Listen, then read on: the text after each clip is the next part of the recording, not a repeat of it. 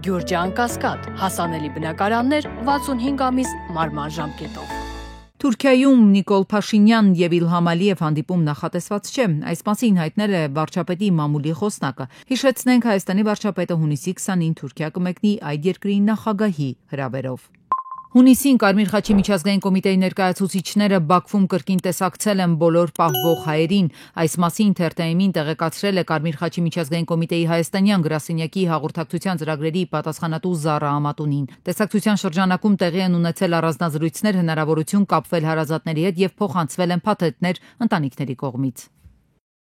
Տաշիր ընկերությունների նախագահ գործարար Սամվել Կարապետյանը տեղափոխվել է Արմավիր քրեակատարողական հիմնարկ, տեղեկությունը հայտնել է Սպուտնիկ Արմենիայի աղբյուրը։ Սամվել Կարապետյանին 2 ամսով կալանավորելու որոշում է կայացվել։ Հիշեցնենք, նրա նկատմամբ հետապնդում է սկսել, երբ բարերարը հրապարակավ աջակցություն է հայտնել հայ առաքելական եկեղեցուն։ Իրանի Բուշեհրի ատոմակայանից տարհանվել են ռուս աշխատակիցներ։ Ռոսատոմի ղեկավար Ալեքսեյ Լիխաչովը հայտնել է այդ մասին Սանկտ Պետերբուրգի միջազգային տնտեսական համաժողովում, նշելով, որ ընկերությունը մի քանի քայլ հեռու է արտակարգ դրություն հայտարարելուց։ Տարհանման գործընթացում աջակցել են նաև Հայաստանը եւ Ադրբեջանը, որոնց Լիխաչովը շնորհակալություն է հայտնել։ Նա կրկին նախազգուշացրել է, եթե իսրայելական բանակը հարվածի Բուշեհրի ԱԵԿ-ին, դա կարող է բերել Չեռնոբիլին համարժեք աղետի։ Իսրայելահայ համայնքի անդամների շրջանում զոհեր չեն արձանագրվել, բոլոր քաղաքացիներից ստացվում է տեղեկություն, որ համայնքը գտնվում է ապահով պայմաններում։ Տեղի ունեցած հրթիռակոծությունների հետևանքով արձանագրվել է 30 վիրավոր, որոնցից 6-ի վիճակը գնահատվում է ծանր։ Հարվածներ են հասցվել նաև Սորոկա հիվանդանոցին, ինչպես նաև մի շարք բնակելի շենքերի, ներառյալ երկրի կենտրոնական շրջաններում։ Ֆրանսիայի պաշտպանության եւ ազգային անվտանգության խորհրդի նիստում Ֆրանսիայի նախագահ Էմանուել Մակրոնը կոչ է արել Իսրայելին անհապաղ դադարեցնել հարվածներն Իրանի ուղղությամբ, որոնք կապված չեն միջուկային կամ հրթիռային ծրագրերի հետ։ Ազգային ժողովը հաստատել է 2024 թվականի պետական բյուջեի կատարման հաշվետվությունը։ Քվեարկության արդյունքում 63 պատգամավոր կողմ է արտահայտվել, ոչ մեկը դեմ չի եղել, իսկ 1 պատգամավոր ձեռնպահ է մնացել։ Հաշվետվության ընդունումը արձանագրվում է տարվա ֆինանսական ցուցանիշների պաշտոնական ամփոփումը։ Ոչ սթափ վարորդի պատճառով վթար է տեղի ունեցել Իսակովի պողոտայում։ Հունիսի 19-ի առավոտյան թիվ 23 ավտոբուսը վթարի է ենթարկվել, սթափության փորձաքննությամբ վարորդը եղել է ոչ սթափ։ Երևան ավտոբուս փակbaşնետիրական ընկերության փոխանցմամբ նա ալկոհոլ է գործածել երթուղի դուրս գալուց հետո։ Վարորդը ազատվել է աշխատանքից։ Բաղրամյան պողոտան հունիսի 18-ից երկկողմանի փակ է, այստեղ անհետ կորած համարվողների հարազատներն են հավաքվել մեկ միասնական պահանջով վերադարձնել այն մարդուն, ում վստահել են իրենց ամենացավոտ հարցը։ Հարազատների խոսքով ԱԱԾ արդեն նախկին տնօրեն Արմեն Աբազյանը, որը մինչև պաշտոնանկությունը գլխավորում էր անհետ կորածների հարցերով զբաղվող միջգերատեսչական հանձնաժողովը, իրենց համար պարզապես պաշտոնյա չէր, պնդում են, նա միակ մարդն էր, ով պատասխանատու էր իրենց որդիների ճակատագրերի համար։ Ամբողջ համակարգը լծված աստեղ։ Ում դեմ են բերել։ Անհետ կորածի ծնողի դիմաց, այն ծնողի, որ ամբողջ գիշեր կառավարական կառավարության շենքի մոտ նստեց։ Անհետ կորածների ծնողներն ասում են այժմ ոչ ոք չի գալիս, չի ասում, որ այսուհետև ինքն է տղաների ճակատագրի պատասխանատուն։ Ծնողների խոսքով իրենց համար նախկին տնօրենի աշխատանքը տեսանելի էր։ Այժմ չգիտեն, ինչքան է պետք սպասել, որ նորանշանակ պաշտոնյան մանրամասն ծանոթանա գործերին։ Անընդհատ նույն այս պտույտը, որ կատարում ենք պաշտոնյաների պաշտոնանկության, հետո գալու, ասելու, դե գիտեք, մենք նոր ենք, նոր պետքա ծանոթանանք գործընթացի հետ, սա իհարկե սպառում է հոգեպես, բարոյապես հարազատներին։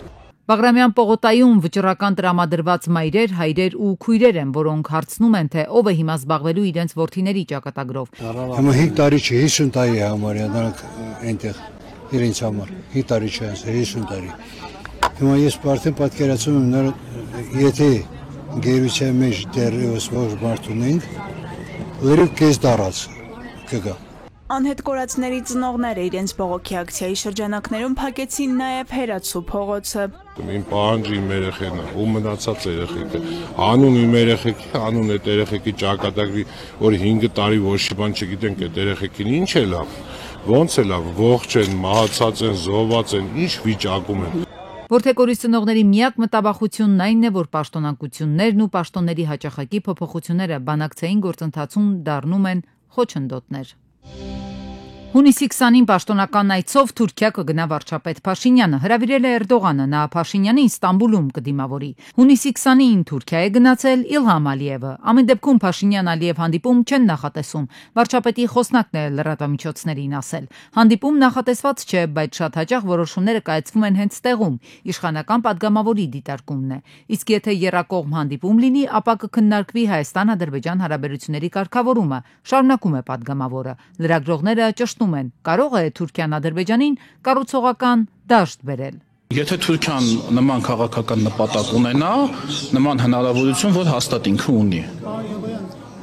Այլ հարց է, քաղաքական կամք կունենա, թե չէ։ Թուրքիան տասնամյակներով միջնորդ լինելու ձգտում ունի, նոր բան չէ, թուրքագետն է հիշեցնում, բայց ասում է, այդ հարցը քննարկման չի կարող լինել հայտնի պատճառով, այդ երկիրը անկողմնակալ չեզոք միջնորդ չէ։ Հայաստանի համար կան առնվազն անհանգստություններ, մտահոգություններ պետք է ասել, որ ըստ էության Հայաստանը թուրքական հարթակը չի կարող օգտագործել Ադրբեջանի հետ հարաբերությունների կարգավորման համար, որտեղ այստեղ արդեն գալիս է բազմաթիվ այլ խնդիրներ, առաջին հերթին այն տեսանկյունը, որ հարթակը ըստ էության զուտ հարթակ չի լինելու, այլ ինչ-որ առումով նաև այդ գործարքի հովանավորը պետք է լինի։ Ինչ վերաբերում է Անկարա-Երևան հարաբերություններին, Երևանը վերջին տարիներին դրական ազդակներ է ուղարկում Թուրքիա, բայց օրինակ 2023-ի մարտին երկրների քաղաքացիների համար Հայաստան-Թուրքիա սահմանները բացելու պատրաստակամության մասին հայտարարությանն այդպես էլ չհետևեց որևէ գործողություն։ Հայաստանը նաև մարգարան է բարեկարգել, սպասում է թուրքական արձագանքին, նորություն չկա։ Էրդողանը մշտապես թե տողատակերում, թե ուղիղ խոսքում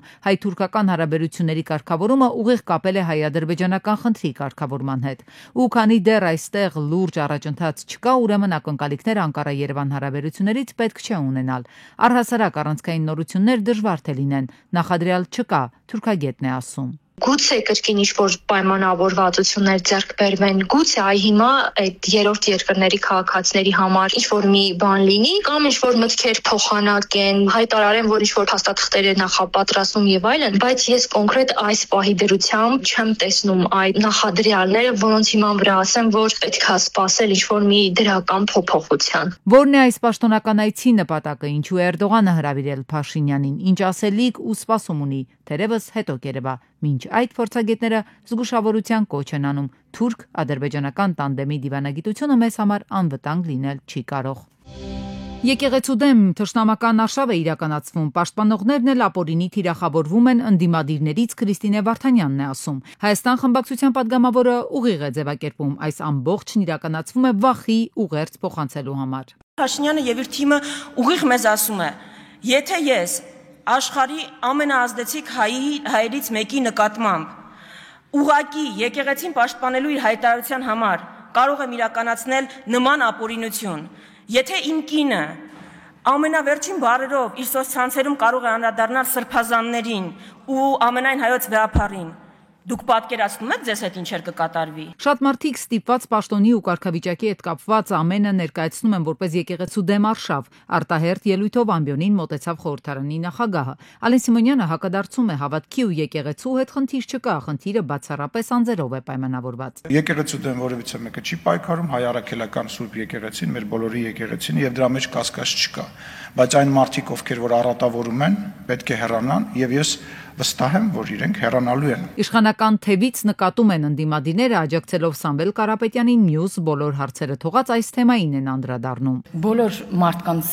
տան առաջ է գնում կանգնում ում հետևից, որ իրավապահ համակարգը գնում է։ Դա մենակ մեծահարուստների։ Թե ինչու են աջակցում Կարապետյանին իշխանական падգամավորին, պատասխանում է ընդդիմադիր Աննա Գրիգորյանը, ձեռքին ձայնագրությունն է, որտեղ Փաշինյանն է խոսում գործարարի Հայաստանում կատարած ներդրումների մասին։ Եթե հայկական կապիտալը հայրենիք չունի, ինչու են Սամվել Կարապետյանը եւ Ռուբեն Վարդանյանը միլիոնավոր դոլարներ ներդրում Հայաստանի Հանրապետությունում։ Նույնիսկ Վերջում իհարկե առաջարկում է նաև ծափահարել ինչպես Սամվել Կարապետյանին, այնպես է Ռուբեն Վարդանյանին։ Ես գիտեմ ինչու են իրենք ներդրում արել Հայաստանի Հանրապետությունում եւ Արցախում, որտեղ Հայաստանի Հանրապետությունը եւ Արցախն իրենց հայրենիքն է եւ նրանք սիրում են իրենց հայրենիքը։ Գրիգորյանի դիտարկմանը, թե 13 միլիարդ պետական պարտքի պայմաններում ինչ ենք ստացել, ինչ է ստեղծվել, Փաշինյանը դալիճում հենց նստած տեղից падգամավորին եւ մյուս ընդդիմադիրներին առաջարկ արեց։ Տանեմ, ցույց տամ։ Խորհրդարանի խոսնակն էլ ամբիոնից ավելացրեց. կարող ենք կազմակերպել Ես էլ պարտավորվում եմ մեքենան վարել։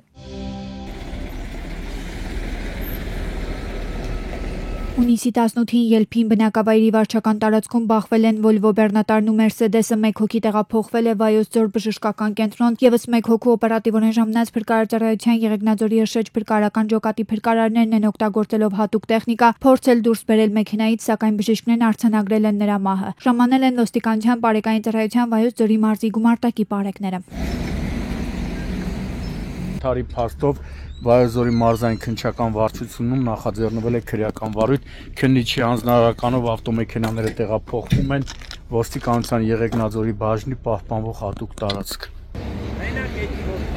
Հունիսի 18-ին նաև մահվան ելքով վրաերթ է տեղի ունեցել։ Մայրաքաղաքում Սեբաստիա փողոցում 26-ամյա Հենրիկը Ford Transit-ով վրաերթի ենթարկել 73-ամյա Ռուզանին։ Վարորդը փախուստի չի դիմել, հազանգել է շտապօգնություն, օպերատիվորեն ժամանած Երևանի շտապօգնության բժիշկների հերթապահ խումբը վիրավորին ծայրահեղ ծանր տեղափոխել է Ասխիկ բժշկական կենտրոն։ Ժամանել են ոստիկանության բարեկային ծառայության Երևան քաղաքի գնդի 2-րդ գումարտակի 3-րդ վաշտի պարեկները։ Նրանք դեպքի վայրում հայտնաբերել են Honda Accord, որի վարորդը կասկածվում է Ford Transit-ի համար վթարային վիճակ ստեղծելու մեջ։